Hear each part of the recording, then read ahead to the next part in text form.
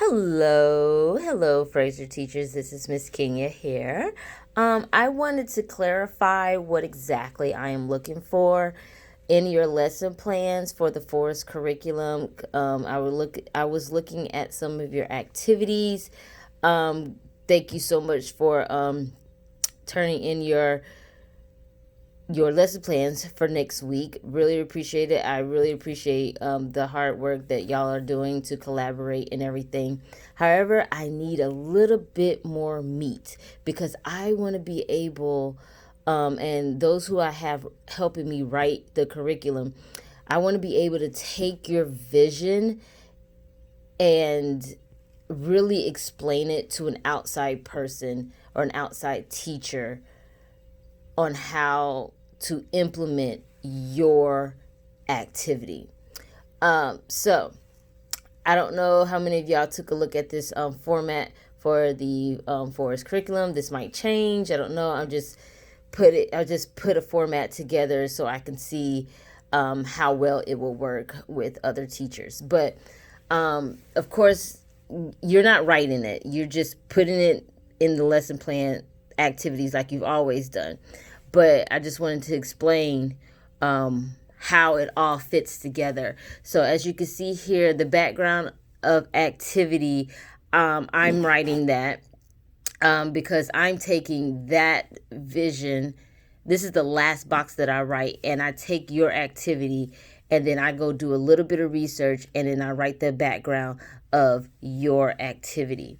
Now, in your activity, in your lesson plan, I do need to see what materials are needed for your particular activity.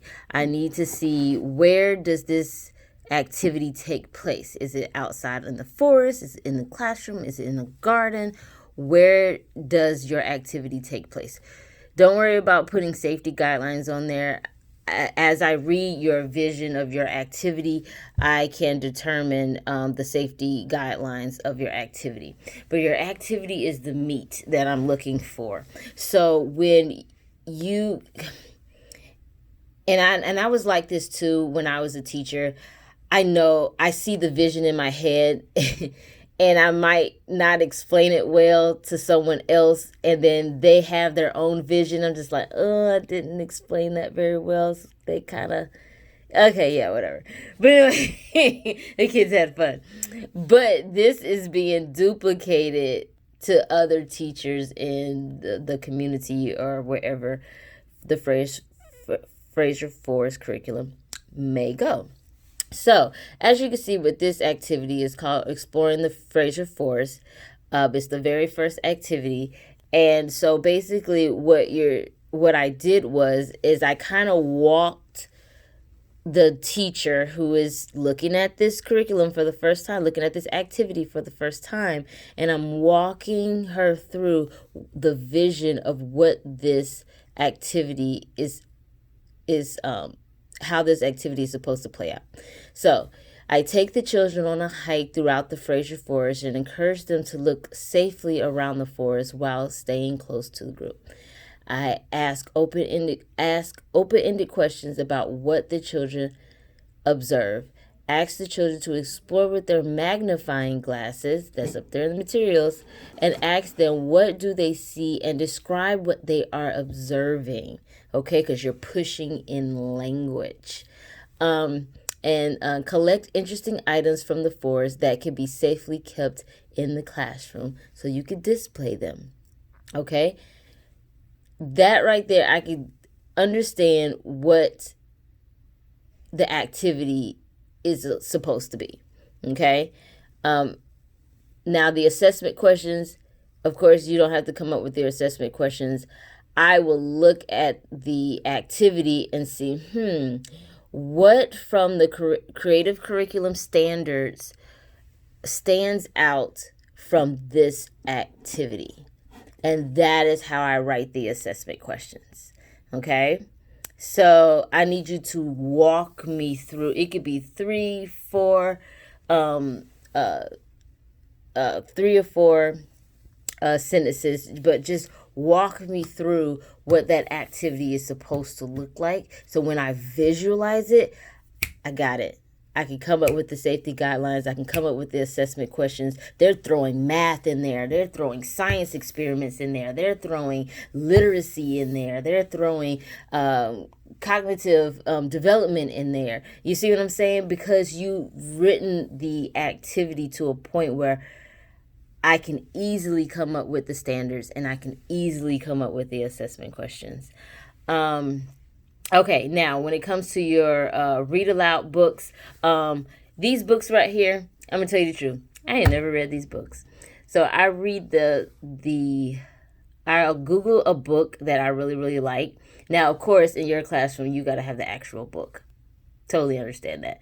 But if you do have a book that is related to your activity, not all your books will probably be related to your activity, but if you happen to have a book that is related to your activity, please indicate that with the author's name, okay? Because when I put it in here, when I write it, I want that teacher to be like, oh, I'm going to go on Google or Amazon and find One Small Place in a Tree by Barbara Brenner, and then they're going to order the book for their class, you see?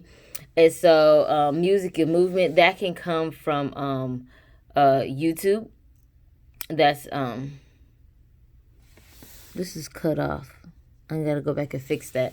I just found an error. But anyway, it can come from a CD. Just state what CD it is and what company made the CD or made the songs, or it could come from YouTube. And then you could literally go into the search box and type in "Walking in the Forest" by Super Simple Songs, and then that music will come up, and then the teacher can look at it like, oh, I know what dance I could do with this, and then the dance, the music, the stories are related to the activity. Okay, so it's okay for now, but I just need y'all to work on for the next week, going more into depth about how to write the vision of your activity step by step by step. And then also take a look at, for another example, the cricket farm. You see there's like 7 steps right there, because I'm really wanting the teacher to visualize how this activity works. And then of course I have the insect trap too. That's just 4 steps. So that is what I need from you, wonderful teachers, to write the forest curriculum effectively. Yeah, because I don't want to be the one to come up with all the ideas. You are just as capable of coming up with ideas, because I'll see your finished product and I'm like, wow, but it's just like, how do you do this? How do I take what you've done with the kids and translate that on paper, so when another teacher reads it, oh, this is wonderful, I want to try that with my kids, and they go and do it because it came from your vision. All right, if you have any questions or concerns, please give me an email or come by my office. Bye.